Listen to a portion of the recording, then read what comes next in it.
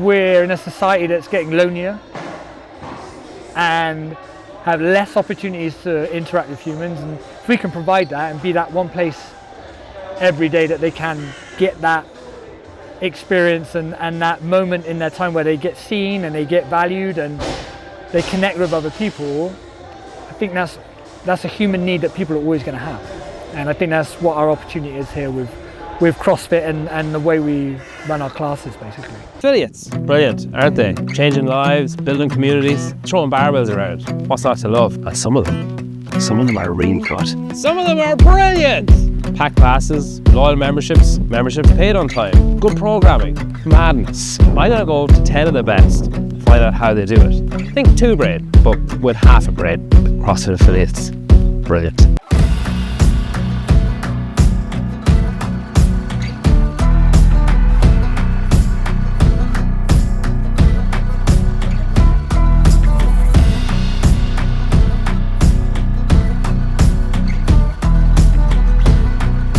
You're skeptical. You could have a little faith, it never killed nobody. What you waiting for? We're getting closer by the step, feels like it's just getting started. There's 2 coaches' names on the board. Is there 2 coaches for every class, or? For the big classes. Okay. Yeah, so smaller classes we say 22 is the cap. So that's one coach can have up to 22 in a class, and then this morning classes were up to 30. So that's why there's 2 of us. So we've tried and tested, and we feel like that's the best we can get people in. We can get around them and coach them, and make sure everyone has that, contact point. We kind of work. The coaches are given the autonomy on that. They can choose what they want. I don't mind how they do it. Sometimes one coach will take all of it, and the other coach is kind of there like co-coach. Or we had a good chat in team meeting yesterday about freedom and autonomy versus structure, and we were talking about the balance of that. And we do have like a lot of autonomy here, we realise, but we do also have really high standards and expectations. So I think there's a really good balance of both. I guess you need that autonomy as well, because otherwise everyone that you bring on will just end up being a watered down version of you. Yeah, exactly. Instead of a good coach, that, you know what I mean? When Ollie brought it up yesterday, we were having a chat. I was saying that is exactly what we don't want. We do want that autonomy for the fun, that will bring like the personality out of every coach, and not every member is going to love my coaching, that's a given. So with what they don't love on my coaching, they will love someone else's coaching, So yeah. It's really good for having so many members to have like coaches with different personalities. How many years of Bath? 16, I think, coming on 17 in October, yeah. So do you feel old when you say that? Old? I don't know. I felt young when I look back and I think I was just a kid when we started. But yeah, versus feeling old now. So we inherited the affiliation CrossFit Bath from a guy called Andrew Stemler, who had CrossFit London originally, and his family were from Glastonbury, so he just had the affiliation name of CrossFit Bath just for shits and giggles. He came to Bath, there was a very small group of us doing CrossFit back in the day on the comment boards and stuff, and so we managed to hook up, and he was just said, yeah, you can have it, handed it over to Adam, one of my business partners, and so that's how we got the affiliation before actually any of us had done our level 1 or opened a gym. And we were training people in the community centre and just friends and family and just having fun with it, basically, in the park. And then it was around summer of 2009, I think we were like, you know what, we should just find a space and do this properly. And so 4 of us actually were like, yeah, let's go all in and do this. 1 rower, 1 barbell. It's more like what you would call a personal training studio now, but we did eventually have like 15, 20 people in there. And yeah, we How long until you moved out of that first unit then? I reckon it was about 6 months. Okay, so like spring of 2010. We had like 50 members, yeah, we had 50 members. And that's the one that was down here? Yeah, down there, yeah. And then you moved to the football club? And we got evicted and moved to a football club for a period of time, yeah. Literally in a football club bar, yeah. When was there a temptation to close then? Like, was there temptation? Yeah, 100%. Yeah, I was thinking about that earlier. I mean, there's suboptimal and there's doing CrossFit in a pub. We were going to have to reduce the members down to 150, 100. We were going to have to lay the staff off. We were going to have to double the price. And so there were options to do that, but it just didn't feel right to us. We just didn't want to have to be in that position. We wanted to continue the momentum that we built, and we didn't want to have to tell members, hey, you're going to pay double the price and half of you can't cut. So we went down there, walked in. I think we walked in, and I think Shax and Ed just like walked straight back out. They were Like no way. Abe Simpson in the brothel, like putting the hat back on. Exactly. You've got to just imagine like 1970s, like the carpets still smell of smoke. There are these like dodgy chandeliers from the ceiling. For a CrossFit gym, you just need square footage. You just need floor space. And that's what I saw when I came in.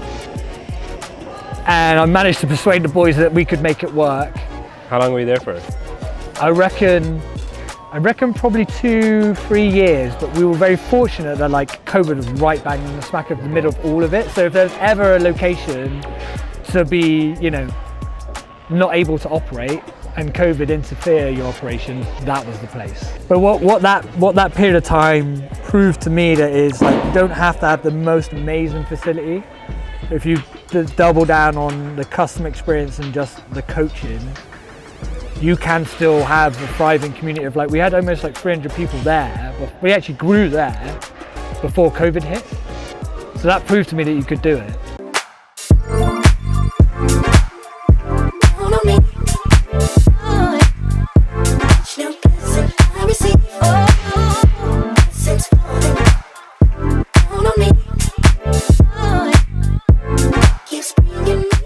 I do the commercial side of stuff, sales and marketing, I guess you could call it. Anything commercial related, anything member experience related, anything growth related, stuff like that. That's like, Bath isn't unique, but like it's not a commonly held role in affiliates. Yeah, no, definitely not. And I think like it definitely could be more of one. I think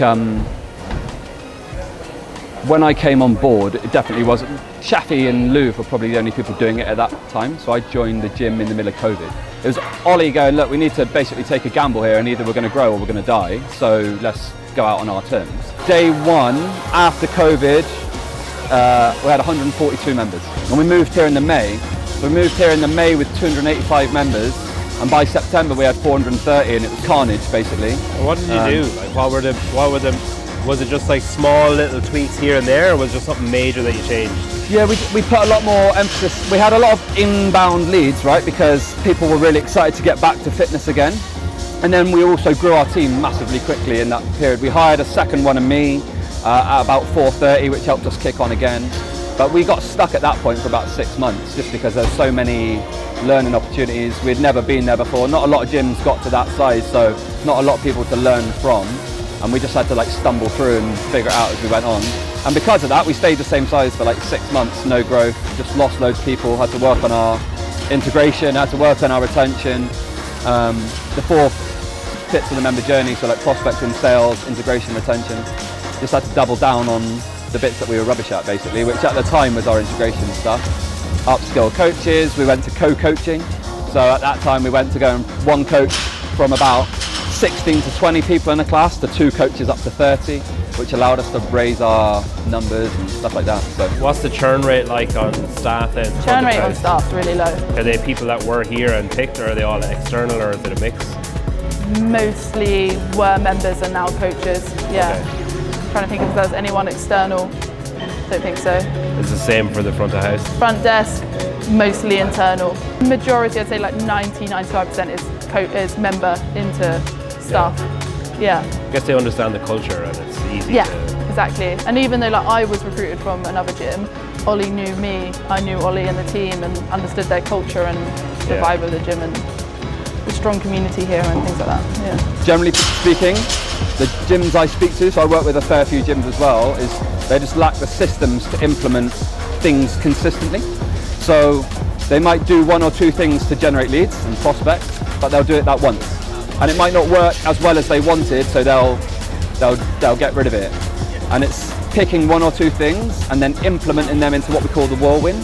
So, like, can you start doing those consistently? Instead of trying to do 10 things all at once, can you do 1 or 2 things consistently, week in, week out, month in, month out, and then layer onto that? What else can you add in? What else can you add in? What else can you add in? Until you've got 10, 12 different prospecting activities that are happening daily, weekly, monthly, quarterly, biannually, annually, where you're getting the 1s and 2s extra prospects, that moves the needle. I think we've been really conscious of not relying on a golden bullet, like a golden goose, to generate it. We're happy to take a prospecting activity that gives me 2 new members. It's not about doing 20 new ones from one thing. I'm happy to do 5 different things that give us 2 new members.